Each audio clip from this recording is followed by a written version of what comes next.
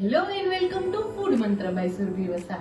આજે આપણે એક મસ્ત મજાની વાનગી બનાવી લઈએ. અથાણાની સિઝનમાં આપણે હંમેશા મેથીઓ મસાલો અથવા તો આચાર મસાલો જે છે એ બહારથી જ લાવતા હોઈએ છીએ અને ઘણી વખત એવું થાય કે થોડા ટાઈમ પછી એનો કલર પણ ડાર્ક થઈ જતો હોય છે. પણ આજે હું તમને એકદમ પરફેક્ટ માપ સાથે આ માપ પ્રમાણે તમે જો આચાર મસાલો અથવા તો મેથીઓ મસાલો તૈયાર કરશો તો તમારા બધા જ અથાણા એકદમ ટેસ્ટી તૈયાર થવાના છે. અને ઇન્સ્ટન્ટ કોઈ પણ અથાણું બનાવવું હોય, કેરીનું અથાણું છે કે કાકડીનું અથાણું છે અથવા તો ટીંડોળાનું અથાણું છે, એમાં તમે આ 1 ચમચી મસાલો એડ કરી દેશો એટલે જે અથાણાનો સ્વાદ છે એકદમ ટેસ્ટી લાગશે.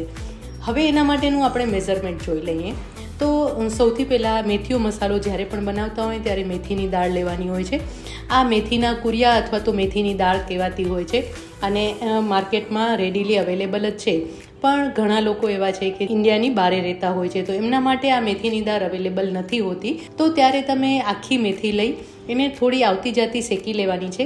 કલર બદલે ત્યાં સુધી નથી રાખવાની અને પછી શેકી અને એને અધકચરી ક્રશ કરી લેવાની છે.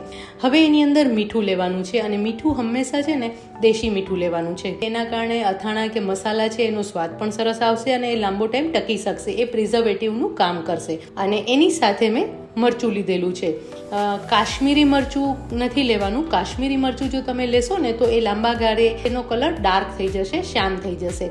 પણ એના બદલે તમે રેશમ પટ્ટી મરચું, દેશી મરચું અથવા તો રેશમ પટ્ટી અને દેશીનું કોમ્બિનેશન એ રીતનું તમે મરચાંની જો પસંદગી કરશો તો આ જે મસાલો છે એકદમ સરસ તૈયાર થશે અને 12 મહિના એના માટે એનો કલર એઝ ઇટ ઇઝ લાલ જ રહેશે.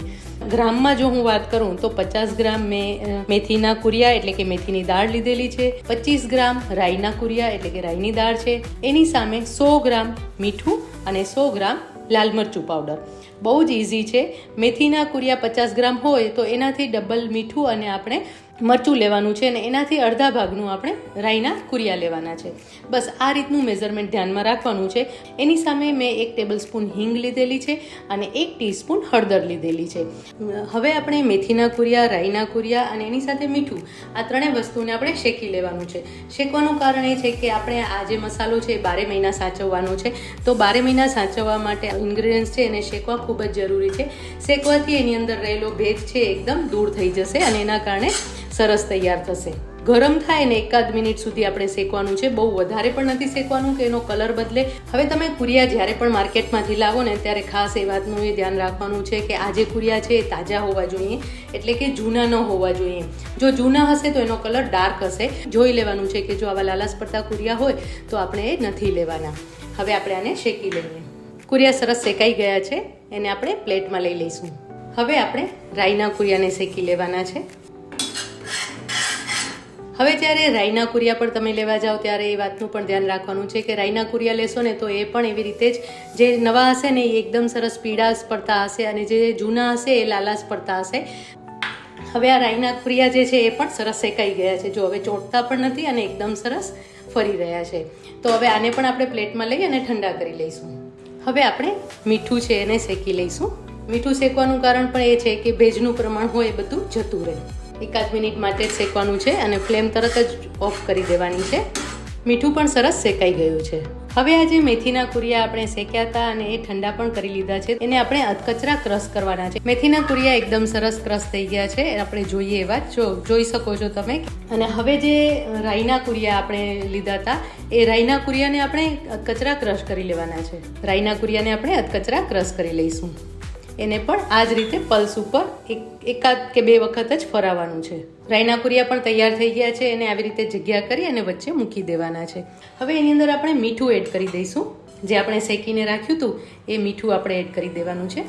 કોઈ પણ આવા ગાંઠો રહી ગયો હોય તો એને દબાવી અને મિક્સ કરી લેવાનું છે પ્રોપરલી. અને આ જે મસાલો છે ને એમાં મીઠું થોડા પ્રમાણમાં ચડિયાતું જ હોય છે. આપણે નોર્મલ જે મીઠું ખાતા હોય ને એના કરતાં થોડા પ્રમાણમાં ચડિયાતું હોય છે. હવે આની અંદર આપણે વચ્ચે હિંગ એડ કરી દઈશું. હિંગ થોડી વધારે સુગંધવાળી હોય એવી લેવાની છે, એનો સ્વાદ વધારે સરસ આવે છે. અને 1 ટીસ્પૂન હળદર લઈશું. હવે આપણે તેલને ગરમ કરવા મૂકવાનું છે. આના ઉપર ગરમ તેલ રેડવાનું છે. એના કારણે આ બધી જ વસ્તુ છે એનો સરસ એક વઘાર થઈ જાય. અને હંમેશા તમે જોયું છે કે જ્યારે તેલમાં કોઈ પણ મસાલા સતળાય ને ત્યારે એની સુગંધ બહુ જ સરસ આવતી હોય છે. તો હવે આપણે તેલને ગરમ કરી લઈએ.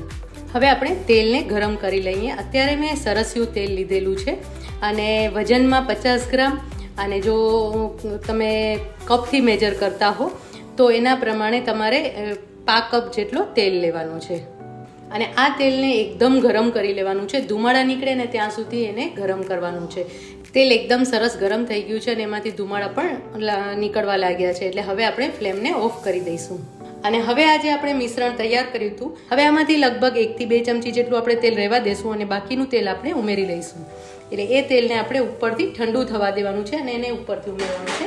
અને હવે આવી રીતે એકદમ ઢાંકી દેવાનું છે, જેથી કરીને એની સુગંધ છે એકદમ સરસ અંદર ઇન્ટેક રહે અને એ સુગંધના કારણે જે મસાલો છે એકદમ ટેસ્ટી તૈયાર થશે. આવી રીતે આપણે લગભગ 2 થી 3 મિનિટ સુધી રહેવા દેવાનું છે અને પછી એની અંદર આપણે લાલ મરચું પાવડર એડ કરીશું. ચેક કરી લઈએ. સરસ બધું અંદર મિક્સ થઈ ગયું છે, એટલે કે સુગંધ બહુ જ સરસ આવી. હવે એકદમ પ્રોપરલી આપણે મિક્સ કરી લઈશું અને હવે આની અંદર આપણે લાલ મરચું પાવડર ઉમેરી દેવાનું છે. જે તૈયાર કરેલું લાલ મરચું પાવડર આપણે જે લીધું હતું એ આપણે ઉમેરી લઈશું. 1 બાઉલ આપણે લાલ મરચું પાવડર ઉમેરી અને બધું જ સરસ રીતે મિક્સ કરી લેવાનું છે. અત્યારે જ કલર એટલો સરસ દેખાઈ રહ્યો છે અને સુગંધ પણ બહુ જ સરસ આવી રહી છે અને પ્રોપરલી મિક્સ કરી લેવાનું છે. જો આ રીતે મેં હાથેથી બધું જ સરસ રીતે મિક્સ કરી લીધું છે. હવે આપણે જે તેલ બાકી રાખ્યું હતું એમાંથી 1 ચમચી જેટલું તેલ ઉમેરીશું. જો કલર પણ એનો એકદમ સરસ આવી રહ્યો છે અને તમે જોઈ શકશો ટેક્સચર પણ એકદમ સરસ છે અને આવું કરકરું ટેક્સચર છે. હવે એની અંદર ફરીથી આપણે 1 ચમચી જેટલું તેલ એડ કરી દઈશું.